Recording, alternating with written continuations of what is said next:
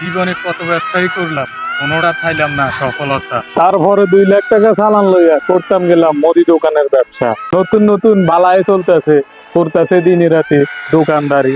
কয়দিন পরে হিসাব দিছে 1 লাখ টাকা পায় কাশীপুর বাজারের বড় এক ব্যবসায়ী। মাস চুক্তি বাকি খাইব, 1 মাস পরে দিব টেয়া। 28 দিনের মাথা কাস্টমারের দেয়াই হাই না, কথার লগে হাইলাম না কোনো মিল। দোকানটা আমার বাকি খাইয়া জ্বালাই দিছে লাল বাতি। ডাইল আনলে ডাইল খায় না, ডাইল আনলে খায় না তেল। 10 টাকা দামের এক প্যাকেট বিস্কুট কিনতে হয়, দেয় 100 টাকার ভাব। কেন যে মুদি দোকান দিলাম, মনে হয় যে আগে বড় ধরনের কোনো করছিলাম পাপ। কাশীপুর বাজারে 2 মহাজনে মিলি তেয়াল্লায় দিছে সাপ।